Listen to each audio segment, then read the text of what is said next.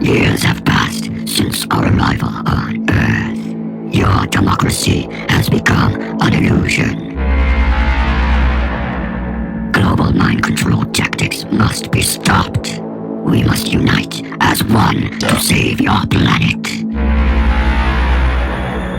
Those who rise against us will be destroyed. N'écoute pas ce sac à merde. Quelle attitude adopter vis-à-vis de Vladimir Poutine? On a choisi un système qui est bien connu, on reprend le vieux modèle, c'est l'escalade de la guerre froide. C'est-à-dire que chacun commence à bouger ses pions. Alors il y a les pions militaires, il y a le pion diplomatique. Maintenant on rentre dans le pion médiatique qui a existé aussi à l'époque. Empêcher l'autre de venir parler à l'opinion publique de l'autre. C'est-à-dire qu'il y a une graduation progressive, il va y avoir un rapport de force qui va monter en puissance. Ça a commencé avec les troupes russes sur la frontière ukrainienne. Ça se renforce, je vais vous le faire remarquer en ce moment, par l'OTAN qui renforce, y compris la France, vient de l'annoncer, ses troupes de l'autre côté de la frontière.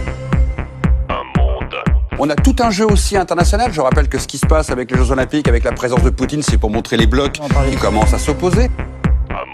On voit maintenant le jeu médiatique, ce n'est que le début, puisqu'il va y avoir de plus en plus un jeu aussi maintenant sur l'opinion, parce qu'une guerre froide, ça se gagne pas simplement en bougeant des chars d'assaut et des soldats, ça se gagne aussi au regard de l'opinion.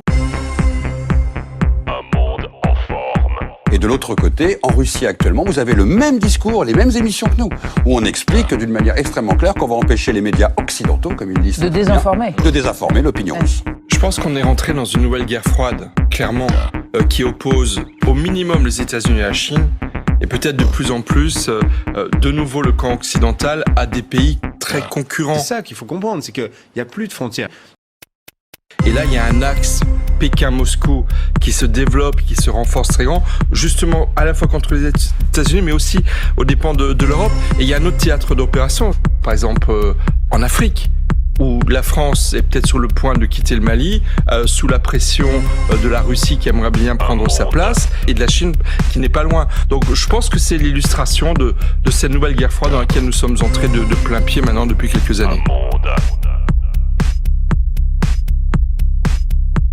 Il n'y a plus de frontières. Moi, je trouve que c'est extraordinairement excitant de se dire qu'on a tout à changer. Bon, c'est pas du tout ce qui se passe. Quand on regarde à l'échelle nationale comme à l'échelle mondiale, on s'engouffre dans une vision qui est complètement technocratique et gestionnaire du monde. C'est l'horreur absolue. Ce qu'il faut faire, c'est l'exact inverse de ça. Mais si on arrive à le faire, nouer de nouvelles solidarités, des connivences imprévues, un véritable amour et non pas une tolérance vis-à-vis de l'altérité, c'est magnifique.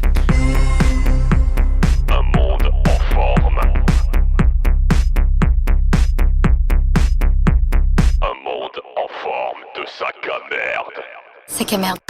N'oublions jamais qu'un lecteur lit une news en 7 secondes. Temps moyen de lecture d'une news, 7 secondes.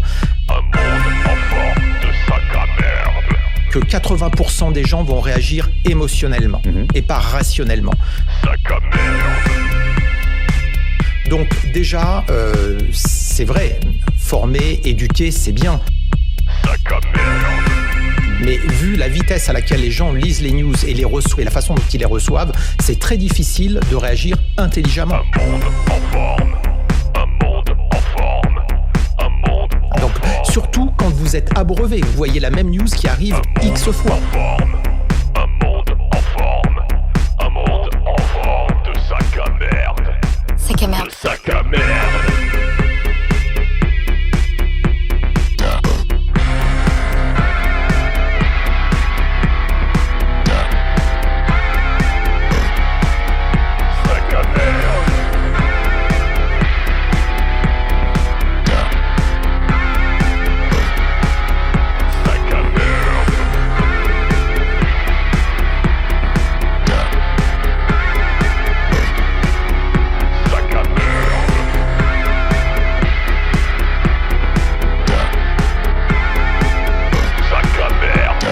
Sac à merde.